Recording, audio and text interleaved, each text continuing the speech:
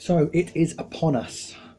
Last night was the airing of Ascension of the Cybermen, part 1 of the 2-part series finale to season 12 of Doctor Who. And we saw the lone Cyberman come back. We saw the Doctor and her companions use the coordinates that they received from Percy Shelley in the episode before to travel to the end of the last great cyber war, which is something that's been mentioned in Doctor Who since the 70s. And it's a war between humanity and Cybermen, which whittles down the two races to almost nothing. And it's the last end of that war, which is where the last Cybermen and the last humans are at war with each other, and they're trying to wipe each other out. And basically humans have scattered and they're running and they're trying to avoid being wiped out. The Doctor and her friends find themselves in the midst of that. And they come across some refugees, some human refugees who are running from the Cybermen. They end up being attacked by Cybermen. They hijack a couple of cyber ships, and they go to this place, or this what they believe is a place called Ko Sharmus. And this place turns out to be a person called Ko Sharmus, who is this man who's helped thousands of, if not millions of people flee to this point known as the boundary, which is meant to be a point where if you cross, it flips you over to the other side of the universe and the Cybermen can't follow you. And being Doctor Who, there's a bit of drama involved. Yaz and the cyber ship that she's on ends up bringing thousands of Cybermen along with her. But so the Doctor has to deal with that problem. But that's not the only thing the Doctor has to deal with in this episode. The boundary is supposed to be sort of a wormhole to the other side of the universe where the Cybermen can't follow you if you go through it.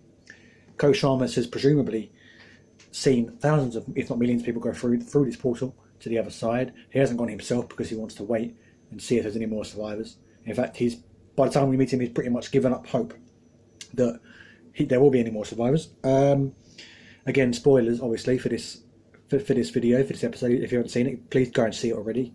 Go and see it, so I haven't got to ruin anything for you guys. But beyond the portal turns out to be Gallifrey, fully formed, not burnt, not destroyed, not razed to the ground by the Master. A whole Gallifrey. A complete Gallifrey. And the Doctor says, how is this possible? Gallifrey's been destroyed again. And then, of course, the Master popped through the portal and returns. Now, this is the one issue that I had with this episode, was the return of the Master. I really would have preferred it if the Master had stayed stuck in that purgatory world where the Doctor left him and not appeared for a few seasons. Because the Master, like Gallifrey, like the Daleks, is one of those things that the Master is insanely cool. I love the Master as a villain, but he needs to be used sparingly. Because if you just keep popping him up in every 2 or 3 times a season, it's going to get dry. It's going to get boring. The same with the Daleks. If you keep having these shock appearances of the Daleks 2 or 3 times in a season, it gets dry. I want to see the Master after he's been missing out of the Doctor's life for some time. So it leads you to a plausible point. And obviously any non-casual Doctor Who fan will tell you that the Master always finds a way to survive. But I want there to be a big enough gap for us to think maybe the Master didn't actually make it out this time, and then bang, the Master appears again. That's how I want the Master to be used. I don't want him to be used at the start of the season and then at the end of the season. Now, the start of the season in Skyfall part 1, where he was revealed to be the Master, that was a big revelation, because the last time we saw the Master, he stabbed Missy, zapped Missy in the back with his laser screwdriver after she stabbed him, and it left us wondering for a long time, what happened to the Master. How did he get out of that? Did he get out of that? And then he appears out of nowhere, out of thin air. Not even a leak from the BBC, not even a rumour. That was a shock revelation. This one felt a bit obliged. It felt like they had to. They didn't really. They could have just left it at that, and whatever happens in the next episode probably could happen without him. I dare say. I mean, I'm running the risk of making myself look like a fool, because now that I've said that, whatever happens in the finale is probably all central to the Master, but I don't know.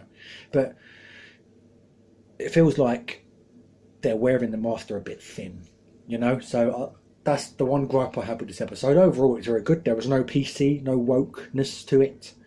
There was no message. It was literally just, this is a major war. Humans are fleeing. The Doctor is in trouble. The Doctor has his problems. Gallifrey has somehow not been burned. And there's this portal, who is Ko Sharmus. There's still a lot of questions to be answered. What is the Timeless Child or the Timeless Children? Who was Joe Martin's Doctor? So they need to be answered in the finale. But we'll see what happens from here. So thanks for watching.